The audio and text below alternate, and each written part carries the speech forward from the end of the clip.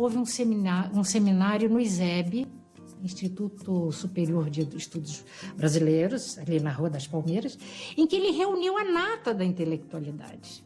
Dessa reunião, com esses intelectuais, começaram a surgir os traços que iriam nortear essa Universidade de Brasília globalizada.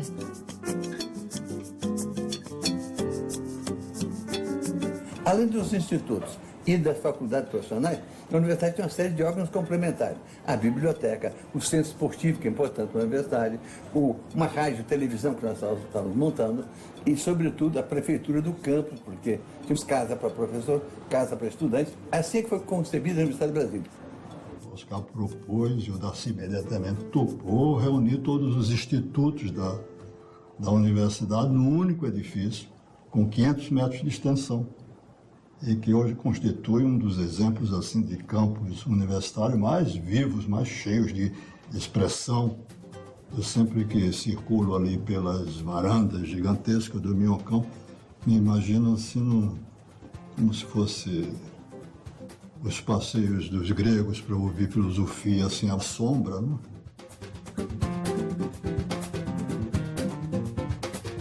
A universidade é um espaço integrado de produção de conhecimentos.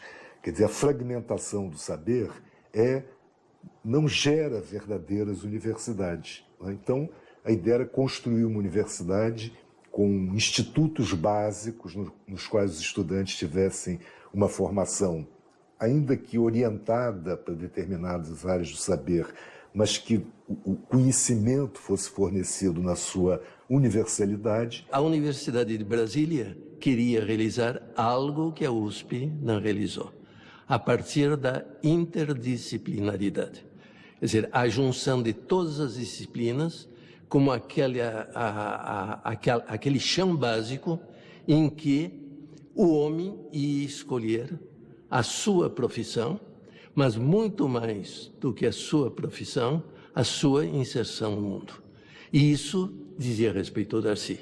Era um projeto absolutamente inovador, né? Porque nós vivíamos em universidades que eram verdadeiras federações de unidades, não é? Uma faculdade de medicina com a sua rigidez, uma faculdade de engenharia, uma faculdade de direito. Outra função da universidade era dar a Brasília capacidade de conviver com as outras universidades do Brasil e do mundo. Ou seja, a universidade, juntando um corpo de sábios, permite que uma cidade se comunique com o mundo e se integre na civilização, sobretudo na civilização presente e na situação emergente, cuja linguagem é ciência e tecnologia. Então a universidade ia representar um papel muito importante.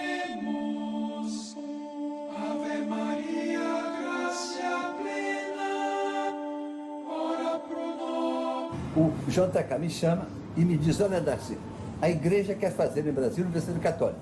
Os jesuítas pediram para que a universidade católica e não terá despesa para o Estado. Sabe, Darcy, eu lavo as mãos. Eu conhecia meu companheiro, ele já estava do lado dos jesuítas. Eu com a universidade pronta, a universidade pensada por mim e por cento e tantos cientistas, o melhor do Brasil. A SBPC é que tomou em suas mãos criar uma universidade da ciência e da técnica. Então nós todos empolgados, Brasília quereria a oportunidade de uma universidade para dominar o saber humano, o saber que poderia ser utilizado para dar categoria à cidade e para diagnosticar os males do Brasil e encontrar saída do Brasil.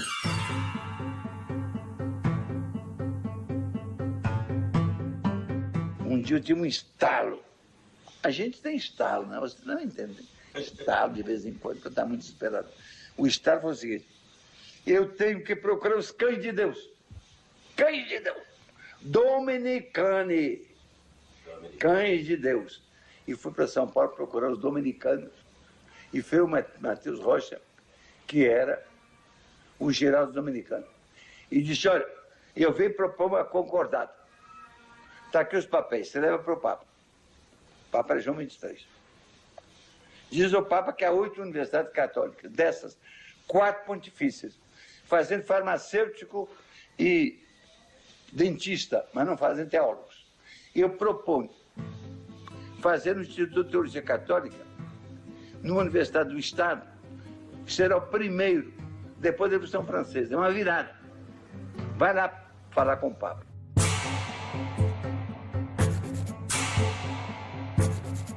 Topou, mandou para mim as obras dele com a dedicatória, em couro marroquino, uma coisa bonita.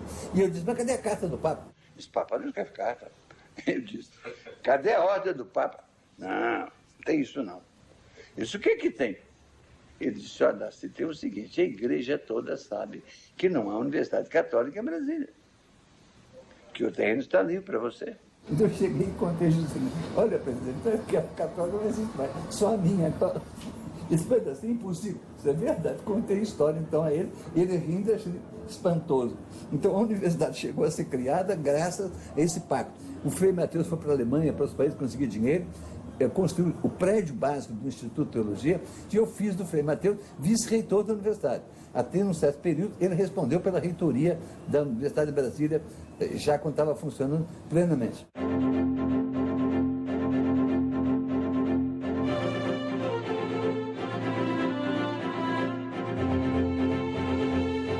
No quadro, me deu um grande apoio, mas dependia do Congresso Nacional.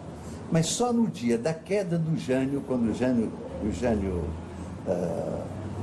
renuncia, é que a Universidade de Brasília, de fato, começa a ter existência legal.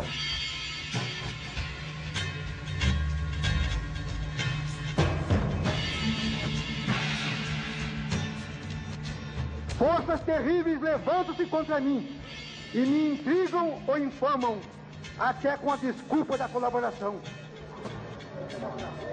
Ao Congresso Nacional, nesta data e por este instrumento, deixando com o ministro da Justiça as razões de meu ato, renuncio ao mandato de presidente da República, Jânio Quadros.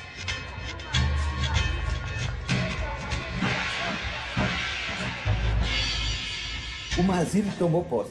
Eu cheguei no Congresso e vi aquele ambiente de perplexidade. Não tinha coragem de fechar a sessão, porque não sabiam se podiam abrir depois, se os militares iam tomar conta.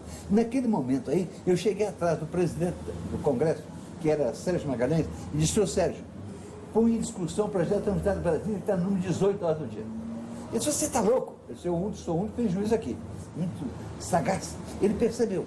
E disse, olha, desce lá, assim, e pede um líder para pedir para passar para a primeira ponta da ordem do dia. Eu disse, quando eu estava falando com José de Castro, no meio da minha fala, José não tinha falado ainda, o Sérgio disse, requerimento do deputado José de Castro pedindo para passar para a ordem do dia a discussão de questão da Universidade de Brasília. Todo mundo olhou, que doido. Mas perceberam, e está aprovado, e começou a ser discutido na Universidade de Brasília.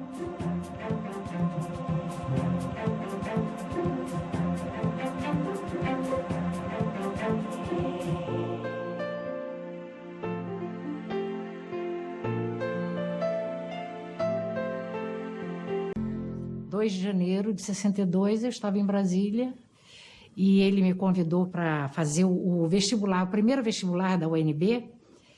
Se não colocasse alunos naquela universidade, ele não teria o dinheiro para construí-la. Ajudamos na elaboração do vestibular e ele construiu o primeiro prédio da UNB, que era o prédio da reitoria, em 45 dias, e as aulas começaram. Havia dificuldades no início da universidade, de salas de aula. Então, deram o mesmo horário para Agostinho da Silva, o humanista com domínio científico, e ao Salmeron. O Salmeron veio de Paris para assumir a direção do Instituto de Física, e ele disse assim, não, eu sento aqui e vamos ouvir o que o professor Agostinho tem que dizer. Então, um dos alunos disse assim, mas ele está dando uma aula de literatura, e nós queremos é física. Então, Agostinho da Silva disse, não seja por isso. Nesta aula sobre o Zen do pensamento de Fernando Pessoa, ele falou sobre a física quântica. Todo mundo saiu fascinado. Então, esse era o sentido que a universidade pretendia. A junção das disciplinas em busca do conhecimento.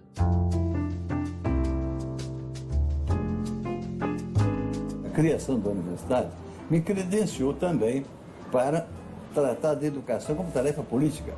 Num certo momento eu fui convidado pelo presidente para ser ministro da Educação. Então, a lei de diretrizes e base foi uma das coisas que eu tive como ministro que sancionar. Já estava promulgada. Eu tentei, junto com a Anísio, com outros, através do veto para o presidente, melhorar um pouco. Porque o Darcy era o homem do pensamento, da reflexão, da criatividade, quase aventureira. Mas em seguida era o homem da ação. É o homem que sabia botar o equilíbrio do artista, do pensador, do criador, dentro de uma atividade árida como a política. Ele aproximava os dois ângulos. Eu pude criar, por exemplo, um fundo do ensino primário, um fundo do ensino médio e um fundo do ensino superior, que permitiam ao governo dar muito mais recursos para a alfabetização para o ensino primário e para o ensino médio. Em Angicos, uma pequena cidade no sertão do Rio Grande do Norte, à beira da antiga estrada de ferro, começaram uma revolução. A Revolução de Angicos foi iniciada para acabar com o analfabetismo, o problema básico do Estado. 15 universitários chegam a Angicos para tirar do escuro aquela gente. Voluntários sacrificaram as férias e o conforto de Natal para começar o processo revolucionário da educação. Convocaram os alunos e explicam que é possível ler e escrever com apenas 40 horas de aula e sem cartilha. Para ter uma ideia da beleza disso, por exemplo, tinha Paulo Freire com seu método de alfabetização conscientizadora, despertando milhares de grupos no Brasil inteiro, reuniu os adultos para conversar, com todo respeito por ele, pela experiência dele, para conversar com ele sobre o país, sobre o destino humano, sobre a humanidade, sobre a vida, sobre os vegetais, sobre os animais, sobre a cultura, e ir alfabetizando. O Djalma Maranhão fez essa coisa lindíssima no Nordeste, que eu fui lá, até filmei isso com ele. Eu era ministro da Educação, foi lindo. O Djalma fez grandes barracões ao longo das praias do Rio Grande do Norte, onde colocava meninada, milhares de crianças que brincavam na praia, se rolavam na areia e também ficavam sentados estudando com as professoras, passavam todo dia ali comendo um sopão que o Djalma providenciava. Você foi um tempo todo de uma grande beleza, de uma grande euforia, com coisas muito grandes, muito importantes.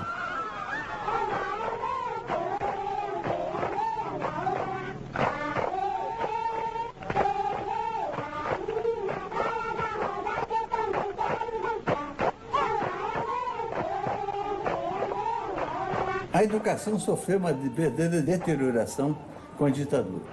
Durante os anos do governo do Jango, se gastou, enquanto eu fui ministro, foram 11,4%. Pois bem, esse percentual caiu para 4,7%.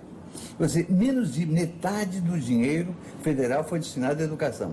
O efeito disso foi desastroso, porque, de fato, a ditadura, por seu caráter retrógrado, nunca teve interesse real na alfabetização da população. As duas experiências de criação de universidades modernas ou de verdadeiras universidades esbarraram em ditaduras. A de 35, do Anísio Teixeira na ditadura do Estado Novo, a do Darcy na ditadura militar de 64. A Universidade de Brasília foi massacrada em 1964. E a coisa que eles mais odiavam é a Instituto de Teologia Católica, que achavam que era a comunhão dos comunistas com os católicos. Então tocaram fogo no prédio do Instituto, depois as ruínas venderam para a prefeitura, acabaram. O Frei Mateus caiu numa tristeza tremenda. Essa universidade era o nosso sonho, era e é o sonho da intelectualidade brasileira. Essa universidade se perdia. No dia 9 de abril de 64 eu fui preso, de modo que começou bem. Fiquei 19 dias preso. Os outros 11 professores presos foram quase todos demitidos. O primeiro reitor que mandaram para lá, depois do golpe, foi o Zeferino Vaz, que era um homem sério. E tinha criado uma grande faculdade de medicina e percebeu a importância de Brasília. E ele tentou salvar a universidade, negociando com o Castelo Branco. Ocorre que ele viu que era impossível, a tensão que havia era tão grande que ele se retirou. E assumiu aquele coronel, o capitão de mar e guerra, e demitiu logo Pompeu de Souza e mais 3 da cúpula da universidade, os herdeiros do Darcy Ribeiro. A pressão policial foi tão grande que ocorreu uma coisa muito feia. A polícia prendeu um grupo de professores do mais alto padrão, professores que vinham de universidades estrangeiras, professores do mais alto padrão. A polícia manteve a noite inteira nus para humilhá-los na delegacia. Então, nós, professores, 200 e tantos professores, pedimos demissão em solidariedade a eles. Foi a grande diáspora da Universidade Brasileira.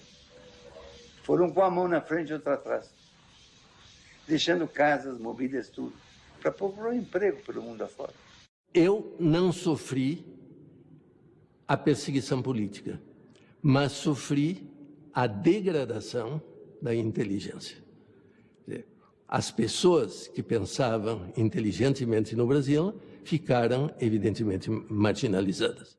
Com a democracia, a universidade assumiu o seu próprio destino. E está tomando a forma que deve ser. Aquela de que o Brasil precisa. Aquela que é regida por um princípio que estava escrito desde o primeiro dia. Nesta casa, ninguém jamais será punido ou premiado em razão de suas ideias.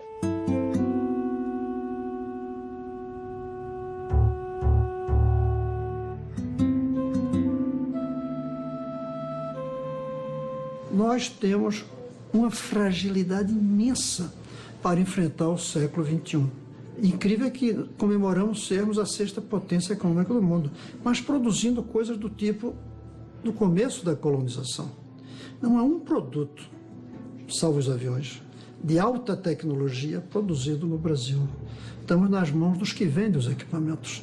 Essa é a tragédia brasileira, educação. Nós ainda temos, na produção de bens e serviços no Brasil, uma participação muito intensa de empresas estrangeiras, de grandes corporações multinacionais, que não fazem pesquisa no Brasil. O que significa que a universidade ainda tem um papel relevante na produção de conhecimento, na produção de ciência aplicada e no desenvolvimento tecnológico. Hoje, mais do que produzir um produto, o que vale é criar o produto. Então, se você deixa a formação em nível superior, a pesquisa, que isso seja feito nos países europeus, nos Estados Unidos, na Inglaterra, na Austrália, nós vamos ser dependentes para todo sempre. Darcy Ribeiro dizia, a universidade não pode servir para consolidar um sistema dessa natureza. A universidade deve servir para formar um sistema que permita o crescimento de todo cidadão. A questão é dominar o saber do terceiro milênio. A civilização que está nascendo hoje vai estar fundada na ciência e na tecnologia. O país que não dominar a ciência e a tecnologia vai ser colonizado, vai ser recolonizado. Isso é uma coisa importantíssima. Nós perdemos o carro da história na Revolução Industrial porque não dominamos a tecnologia da Revolução Industrial, ou dominamos muito tardiamente. Nós podemos perder o carro da história outra vez se não entrarmos na futura civilização.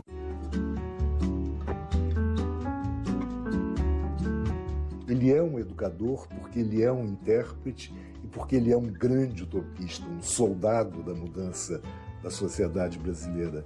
Ele não vê na educação uma solução mágica. Há um problema estrutural, há um problema cultural que tem que ser resolvido e, portanto, a educação é importante porque ela dá uma dimensão da cultura e o cidadão educado nesse sentido deverá ser ele mesmo sujeito dessa transformação.